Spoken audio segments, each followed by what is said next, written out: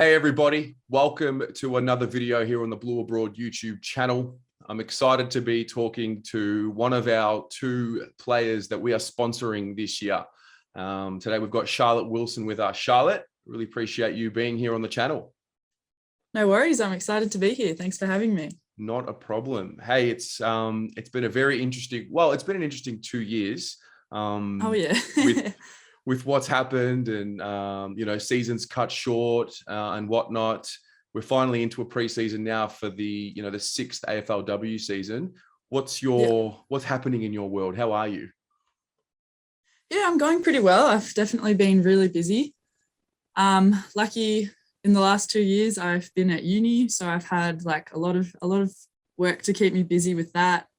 I work part-time at a coffee factory. So lucky that was able to run mostly through lockdown. So yeah, I was able to work a little bit there. And yeah, footy's been, again, something really good to keep me occupied through lockdown.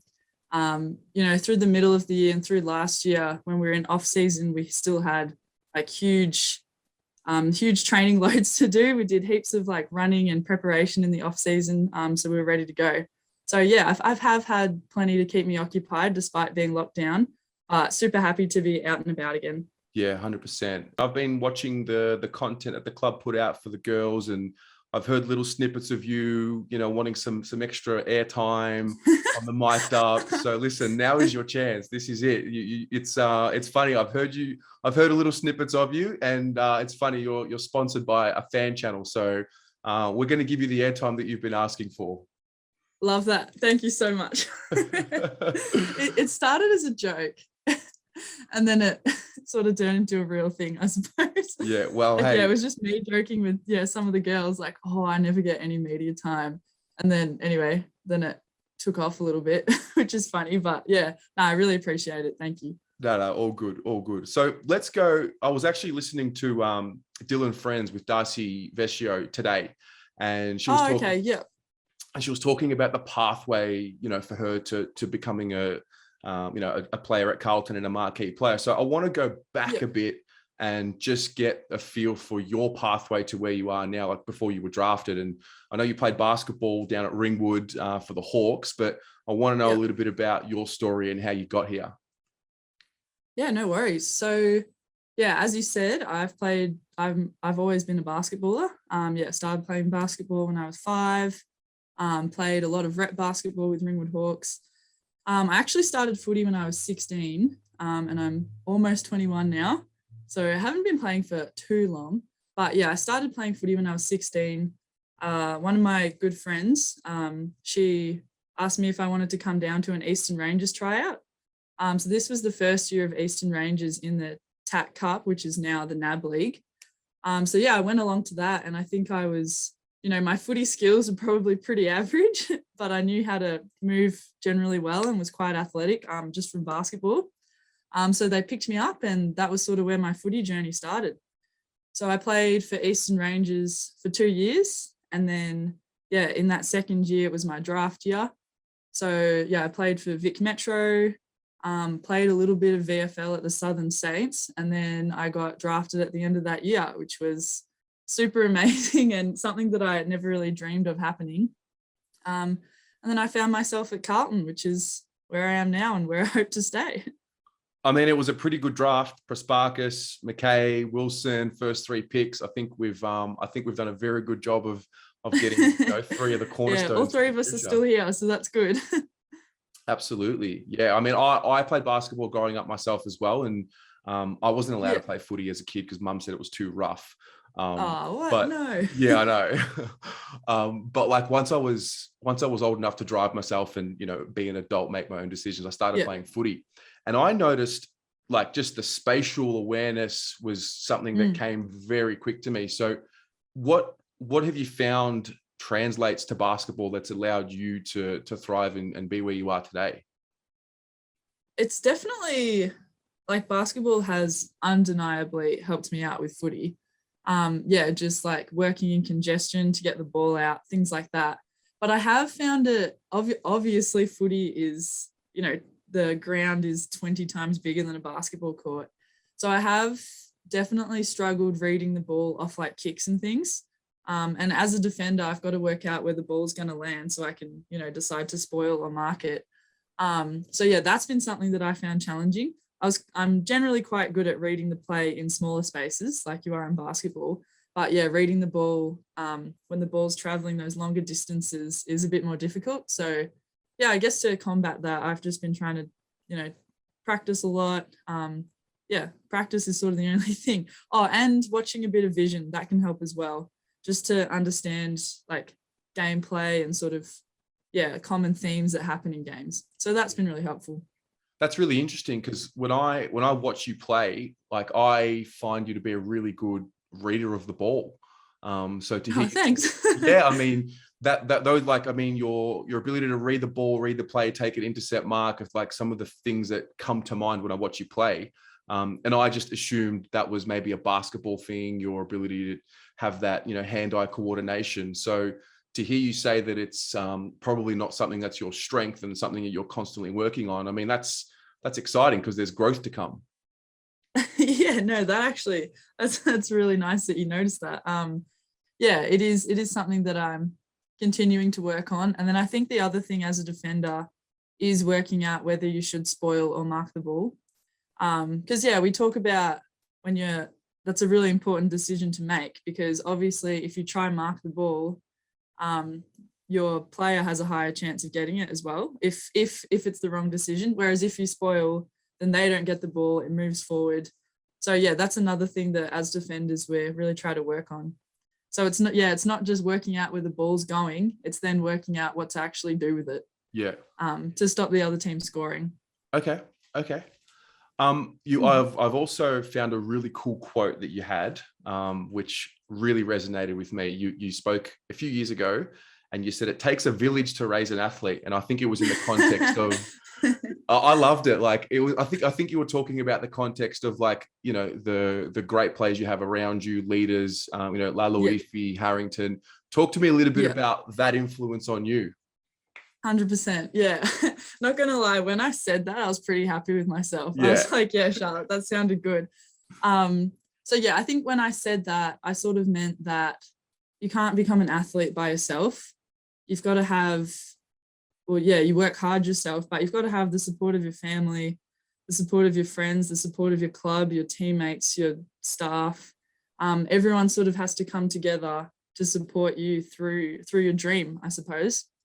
And then, with my teammates, I've got Gab, Kez, Mua. They're all so experienced and know exactly what they're doing most of the time.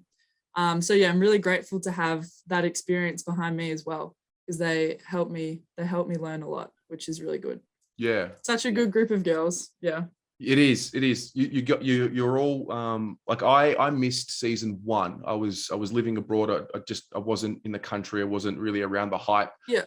Got back 2019 and then started watching there. It probably took me, to be honest, a couple of years to get familiar with the names. Like you get the household names first, and then you start adding the layers sort of after that. Like now I'd say I'm probably like 90% there, where if I see any of you, I'll know exactly who you are by name. That's good. Well, that probably also happens because like our seasons are so much shorter, and we do like the women's game does have a lot less exposure. So I think naturally it would take a bit longer to get familiar with everyone. Absolutely. Well, let's touch on a little bit about last season. It's so interesting because like obviously didn't start the way that we would have liked, lost a couple of games early, and you mentioned the season is so short, like 2 losses in a row, like you're talking about like a fifth of the season almost. So how do you manage just like the pressure of that? I think you can't let it keep you up at night. We spoke a lot about last year and this year as well, just living in the now. So that's things like, okay, maybe we did lose the first 2 games, but we haven't lost this one yet. Each moment in the game, leading up to the game, that's got to be a moment that you take as it is. You can't dwell on the past. You've just got to learn from it, and then I guess try and improve to have a better result next time. Yeah, absolutely. Staying in the moment, absolutely. I want to turn the conversation a little bit more to you outside of footy. So Yep. we know you're a basketballer, Mhm. you know, from birth. I also heard a quote you mentioned. Your mum was born in Zimbabwe. So I want to know a little bit more about your upbringing, family dynamic, and what it was like growing up. Because I know you haven't Yep. been, I don't think you've been there yet. No, I have not been there. Yeah. Um, yeah, so my dad was born in Melbourne, but both his parents came over from Scotland. Yep. And then my mum was born in Zimbabwe. But her family is predominantly, or they're from England, but they sort of just spread out randomly across the world a little bit to live. So yeah, then her and her family moved to Australia when she was 7. So yeah, still Aussies, I would say. Okay. Okay. But there's an Yeah. international Yeah. flavor there amongst the family. So Yeah, a little bit. I mean, Scotland and England, they're pretty much right next to each other. I don't know if that counts as as variation, but they've definitely lived in a lot of places. yeah. Yeah. Have you ventured outside of Australia much? I have a little bit. I've been really lucky that I've been on a few overseas trips with my family. Obviously, since I've been an adult, I haven't actually been able to travel overseas, but that's okay. So yeah, I have been to Canada and to Europe with my family, which were both really awesome experiences. And I would like to go back, but I feel like that's hard with traveling. It's like, yeah, I'd want to go back there, but there's also so much that you haven't seen that you want to go to want to go to for the first time. But yeah, have you traveled much? A little bit. I mean, I lived out of the country for 3 years. Before then, it was really just like a Bali, Thailand, type of thing. But then, did China for like 6 months, Israel for a couple of years. Oh wow. And you're right. Like there is like wherever you have been, you know, there's still so much you haven't seen of where you have been, let alone where you haven't been. So Exactly. I think it's important. I think it's important to see a perspective outside of, you know, this Australian bubble we live in. And sometimes we can get a little caught up in thinking this is the only place in the world and these are the only rules that there are out there and ideals. So it's interesting. But I think Australia has so much to offer as well, travel wise. Like I'd love to travel more around Australia. Like I've been to like Brisbane, Sydney, that's sort of it, Gold Coast. But yeah, I feel like there's a lot.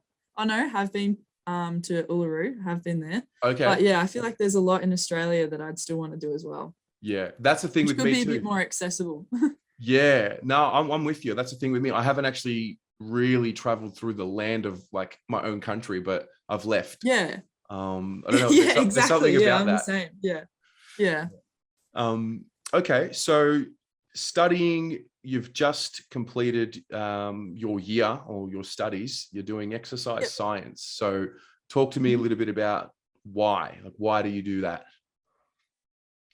So exercise science, when I was in year 12, putting in my year 12 preferences, I was like, oh, I like science and I'm pretty sporty. So I guess I'll just do exercise science. That was literally the only thought that went into it. I was like, oh, there's no point stressing about this. I'll just do exercise science. And then, you know, if I do further study, I'll just decide what I want to do after that. So now I've actually come to that point of, I suppose, making decisions. And I think I do want to study a bit more. I would like to become a dietitian. So I'd need to do a Master of Dietetics after my exercise science degree, which, I finished last week. So yeah, like I said, there wasn't really a huge amount of thought that went into my undergrad. But yeah, uni is definitely a lot different to high school, and has taught me a lot of things. I bet. Did you get a chance to do campus life? In my first year, in my first year, I was able to go on campus for all of the year. But I did find it hard to sort of live in a campus life because I was playing footy and basketball. Like I didn't have a day off that I didn't have sport on. So yeah, I probably didn't fully experience campus life. And then obviously in 2020 and 2021, we went into lockdown. So I think I've been on campus like 6 times in the last 2 years. Like it's ridiculous. Wow. But it's good for exams. Absolutely. Online exams are good. Yeah, absolutely. I mean, I remember like, because I grew up in like in the suburbs, going to the city for uni was just so foreign to me. And I don't know Yeah, how I would have gone if I had have like done my degree for the most part online. I don't know if I would have enjoyed it as much. Because yeah, it opened my yeah, eyes a little bit to meeting people who I probably would never have met otherwise. And I guess it started yeah. opening up layers. So I find it really interesting to hear, from people who have done the majority of their degree online. Yeah, it's definitely difficult to like make connections with other people because, I'll see the same name on a screen in a few of my classes, but we don't actually like see each other or know much about each other. So yeah, I think it could definitely be like lonely, I suppose. Like I'm lucky that I have like a huge network of friends through footy and, school and things. But yeah, it can definitely be lonely at times if you don't have someone to ask, like, oh, how are you going with this assignment? Or do you know what to do here? So yeah, that can be a bit difficult. But Mm. yeah, it's not too bad. Taking out like travel time and things because you're at home sort of gives you a lot more time in the day, which is a positive of online uni, I would say. 100%. Yeah. Yeah. Want to ask you one more thing before we wrap up. So Yeah, no I want to worries. know a little bit about like, what are you motivated by? What drives you? What lights you on fire? I think, yeah, that's a really interesting question. And I think ultimately I'd have to say my teammates. When I walk into the gym or I walk on the field, you just see all of them around you and you go, I've got to be good for these girls. Like I've got to push myself, work hard and be better so that we as a team, can hopefully find success. Um, so yeah, I would say what pushes me and what inspires me is my teammates. It's probably a very cliche answer, but honestly, I think it's true. It's funny when we mention like cliches, because the reality is like cliches are actually the keys to success, like doing the basic things. Yeah, And that, yeah, I mean, and there's nothing wrong, there's nothing wrong with saying that. Like there's no need to reinvent the wheel. Like that's actually what it takes, especially in a team sport. I mean, yeah, exactly. yeah, Yeah. like you strike me as someone with, leadership qualities. I've heard you speak about that being something that sort of comes to you or has come to you naturally, in your experiences. And Yeah, yeah. I think, I mean, it's a it's a beautiful situation to have someone like Karen Harrington right in that back line with you, who I think Oh will yeah, foster that as yeah, well. So that's yeah. really refreshing She's to hear. awesome. Yeah, yeah. And I mean, cliches are based on real life as well. So yeah. 100%. Well, listen, I'm pumped to have you on the channel. Really excited to be supporting you pretty much for the rest of your career. I'll be sponsoring you. So it's all Oh, that would be amazing. Thank you so much. yeah, no, it's good. And we're right behind you, right behind the team, and we're really excited. And listen, we've just added an AFLW live show on a Wednesday night, so we're going Yeah. to want to have to get you on at some point to speak with Shannon and the Oh team. yeah, that would be awesome. All righty, awesome. Well, you have a great one, and we'll chat soon. Cool. Thank you.